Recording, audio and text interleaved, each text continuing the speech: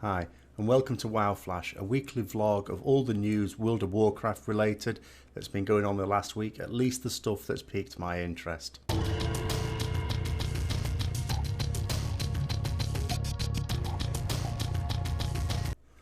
So first up, just a reminder that the live RET Q&A will be on this Sunday, that's the 28th of August.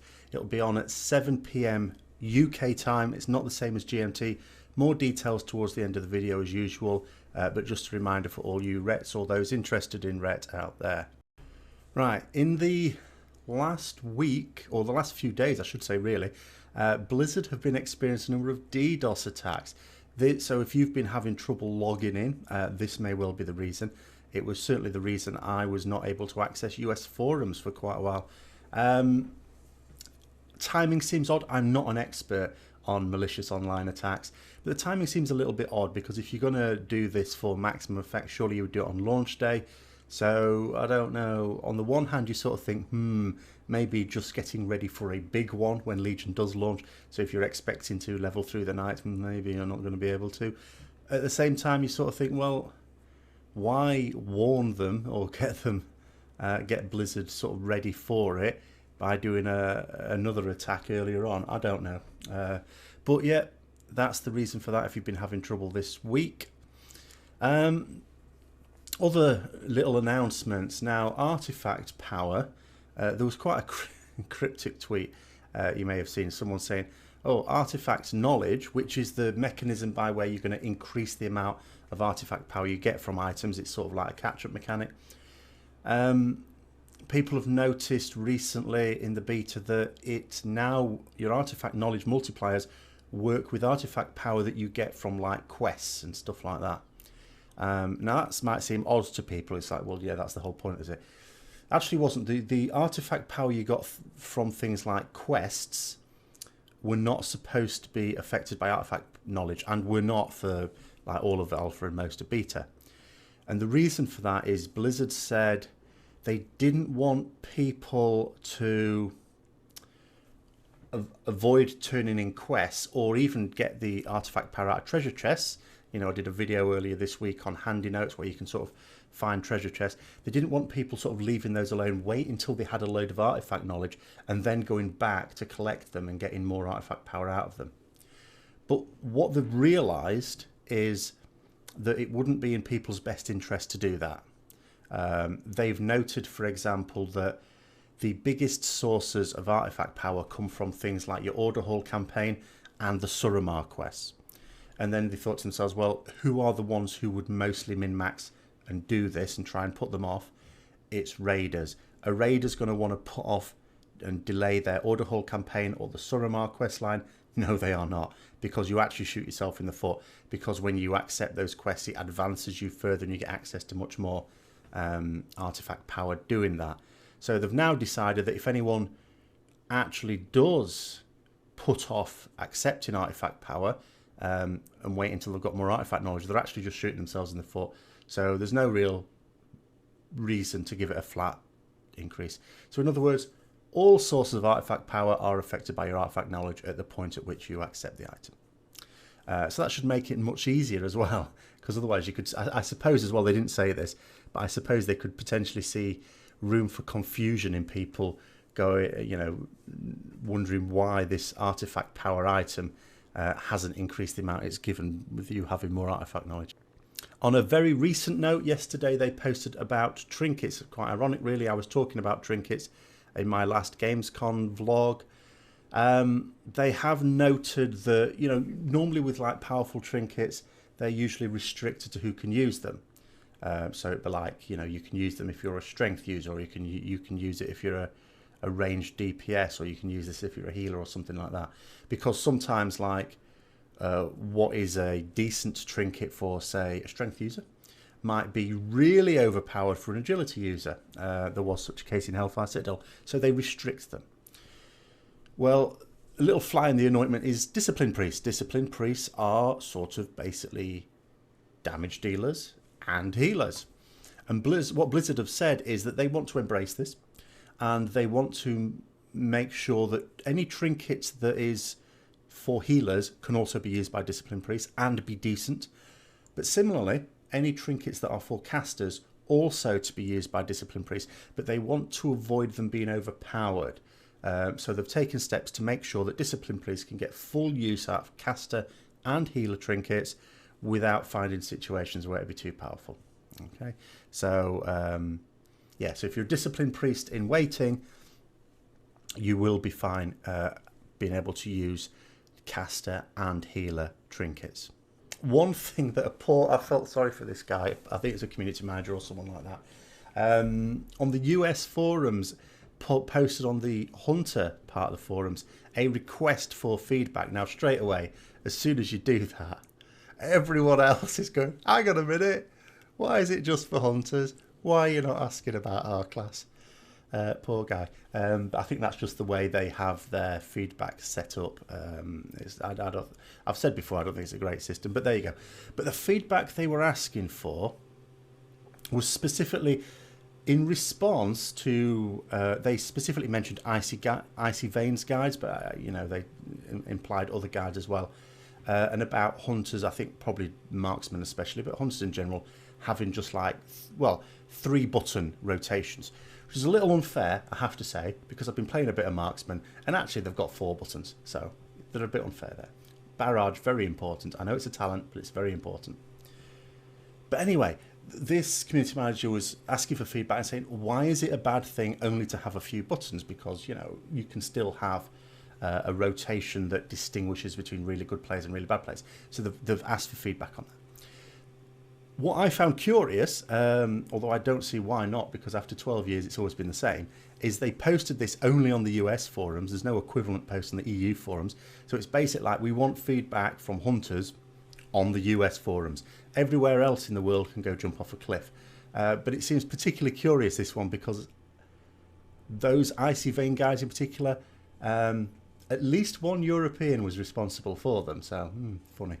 The raid schedule has been announced in all of its glory. So, normal and heroic raids along with Mythic Plus dungeons will open up during the 4th week. So that's after 3 weeks of launch, which we sort of knew anyway. It was sort of widely reported, but it's officially stated now.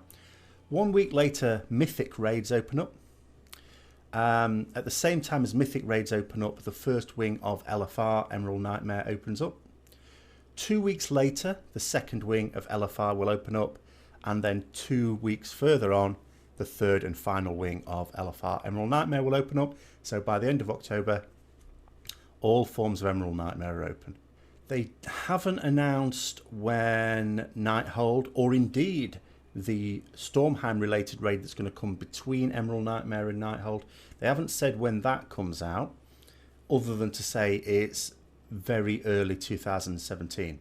Now this will mean that Emerald Nightmare, sorry, itchy nose, Emerald Nightmare will have been open for about 4 months when Nighthold opens up, you would think, which is longer than High Maul was, significantly longer.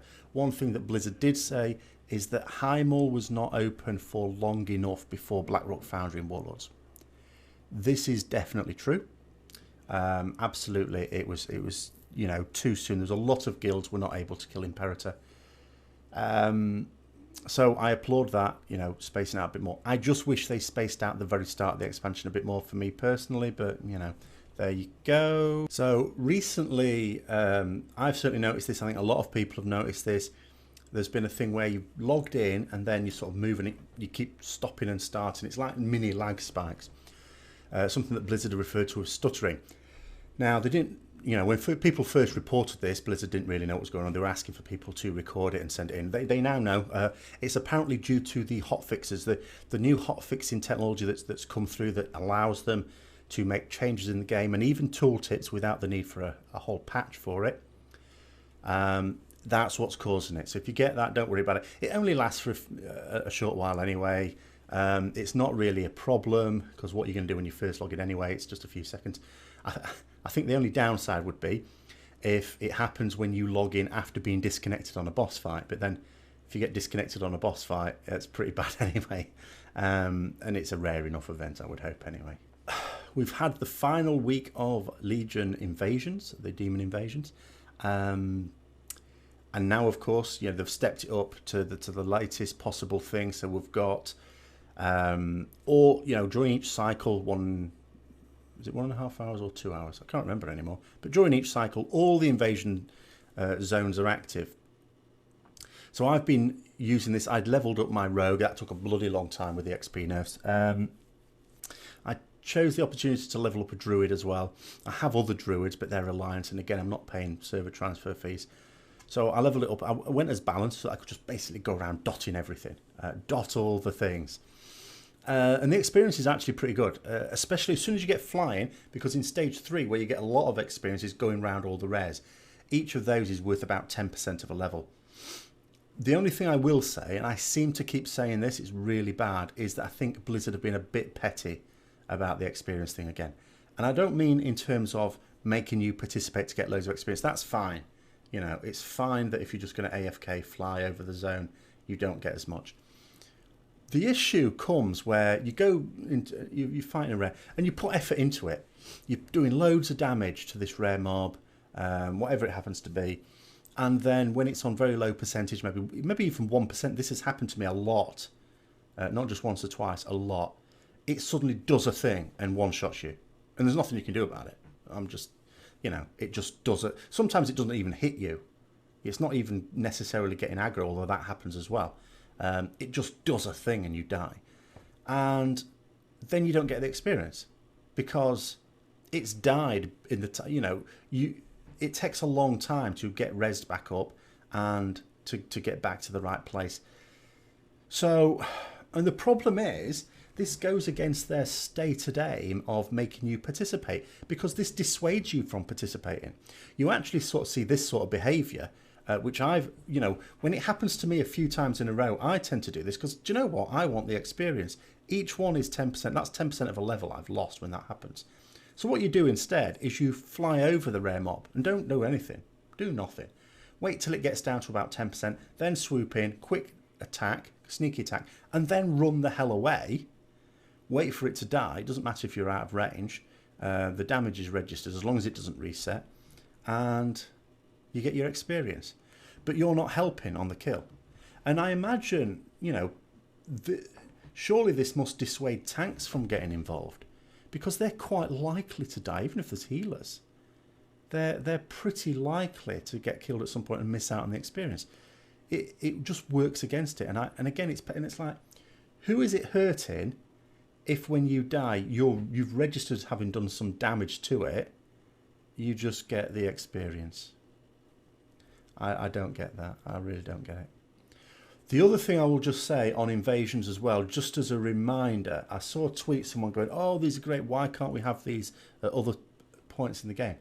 Blizzard actually said some weeks ago they would like to do these sort of things during an expansion, not just for a pre-expansion patch. They would like to do them during the expansion. And they actually invited people to come up with suggestions for what form it would take, because they're obviously not going to just do another Legion invasion event. They want, another device, another vehicle to present this sort of technology, this sort of thing to happen. So if you've got any ideas, get them to Blizzard. If you've got access to US forums, post them on there. Otherwise, Twitter, contact at Warcraft devs on Twitter if you can present your idea in 1 or 2 short sentences. And in terms of, just this sort of thing about responding to Blizzard and providing feedback to Blizzard, brought to mind, I sometimes talk about this, I've talked about this more than once before, but there was a retweet from Celestalon, who is one of the lead game designers, this week, in the last day or two, I can't remember exactly when but he retweeted a blog that was written by another game developer, not Blizzard, who was talking about communities within games. And he was saying that, the people you see engaging on forums, when we talk about a community and what the community wants and things like that, the people that engage on a forum about a game represent 5% of the player base of that game. And it says there's maybe 20% of the player base might look things up now and then online to do with their game. And then there's 80% who just play the game and don't ever do anything, don't ever engage with any sort of community outside of the game itself. And Celestial's retweet of this, I am taking to mean as a little hidden message of, just because you see on a forum loads of people saying we want this thing, or we don't want this thing. Sorry about the noise out there. The window is shut, but people always seem to need to make a noise when I'm doing these things. So yeah, sorry. When they are doing, when you're looking on a forum, and I've said it before, I've done it, I'll have to admit, and you sort of say, well, no one wants this thing, why are you putting it in the game? Or everyone seems to want this, why are you not putting it in the game? Or something like that. And I think his retweet was his way of saying, you might think that, but you know what? You're 5% of all the player base. We have to take account of 100% of the whole player base. And you would sort of agree with that. Absolutely agree with that. But the thing is, that works on the assumption, it works on two assumptions. One, that the 5% are not in tune with the other 95%, which may be true, because, you know, surely people who do engage in forums and other community related to the game outside of the game have a different mindset to those who don't. Sure, that's plausible. But the second reason is, it also assumes that the game's developers, Blizzard in this case, have their finger on the pulse of what the 95% think. And then I keep coming back to this. It's like, how do they know? Think about it. Think about you as a casual player. Like, I mean, you may not be, but think about it as if you are. When did Blizzard last ask for your opinion on anything? I mean, I've been playing this game for most of the 11 and a half years it's been out in Europe. Not all of it. There was a sizable chunk. I missed like half of Wrath and most of Cataclysm. But the rest of the time I've been on, I have never once received a survey as a player. And we know they have the technology to do this, because you get in-game surveys. Like if you write a ticket for a GM, which I've not done that many times, but when you write a ticket for a GM, if they've helped you, you suddenly get a little thing saying, oh, you've been selected to fill in this in-game survey about the service you've received. Funnily enough, I never seem to get it when they don't help me. You know, when they don't help me with my issue, I don't seem to get the survey then. It's only when they've helped me, and I'm going to write a good one. But the technology exists. Yes, obviously, it's going to be limited. The survey would be limited because we can't, you know, they can't ask questions where you put a written answer in because they haven't got the staff to read through millions of responses. But if you ask how much have you enjoyed this piece of content, rate 1 to 5 or something like that, that's doable. And that can be automatically processed. And it's not going to give you a massively in-depth view of this 95%, but it will give you a view of it. It's something. Whereas what they actually do is nothing. They look at how many people are engaging in content and think that tells them something. So they look at, oh, so many people do LFR. People must really enjoy LFR. Not necessarily. They might just feel compelled to do it. How do you tell the difference between content that people feel compelled to do and choose to do because they like it? You can't unless you ask them. So anyway, little rant over. I mean, I could have almost done a vlog just on that, but yeah, I just thought, come on, Blizz. By the way, I will put a link to that blog if you want to read it yourself. It's only a short one. It's quite interesting. I will put a link to that in the description below. So in terms of channel news, I'm now moving from a mode of having summer off, not working, and being able to spend lots of time planning out how I'm going to do the videos, as well as doing the videos. We're going to move to a situation where I'm back at work on Tuesday. Oh, what else is happening on Tuesday? That's right, a new expansion is launching. So I've obviously got a few videos ready to put out next week when I won't be able to make them while I'm leveling. And then after that, hopefully by the first weekend, I'll have a bit more time for doing that. But obviously there's going to be, I need to work a lot more efficiently on that to get the content out. But at the same time, there'll be more material for content. So that'll help because obviously a new expansion is out. So I'll be able to document that. Now, in light of that, there's going to be a subscriber report out tomorrow, which is on Patreon, which I'm going to be launching tomorrow as well. So details on that. The other bit of news, I mentioned it again at the beginning, but we'll do it at the end as well, just to remind you, is the live rec Q&A. So for Retribution Paladins, the other ones we've done have been really successful. So if you've got any questions you want bringing up, some people have already messaged me with questions, I'll be covering those. Then you can do that. You can put it in the comments here. You can message me directly. You can email me. There's details in the description below. You can ask live, but if you're not able to make it, the only way to get questions sort of put there would be to message them somehow beforehand.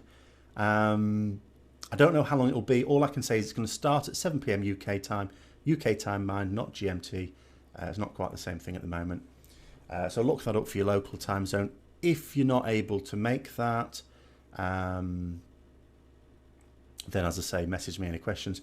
I can't say how long it will go on for because basically I make sure I cover all the questions that I had prepared as well as respond to people live, and that goes on for as long as it goes on for. Last time it was like an hour and a half. It was like an hour and 40 minutes, but it was an hour and a half, and then sort of tailed off 10 minutes of slower stuff, and then I finally just went, that's it. So I don't know, it'll last as long as it lasts, up to a point. So yeah, but yeah, the last one did last a good hour and a half at least, so I would think it will probably last at least an hour. So if you, let's say you can't make it for the 7 o'clock, but maybe half an hour later, then I'm still probably on. And that'll be on Twitch. The address is there. You can find that there. I'll also be tweeting about it as well, so make sure you follow me on Twitter if you want reminders or anything like that. And that is pretty much the news for last week. So next week, of course, we'll be into Legion. We'll have started. So I'll be the news will be very much about Legion launch. Just make sure, if you are planning on getting a bit of leveling doing when it comes out at like midnight game time, or 1 minute past midnight technically, just have a stack of biscuits, because do you know what? These expansion launches don't always go well at the best of times, and when there's DDoS attacks in the air, who knows? But thanks for watching, and until next time, I'll see you later.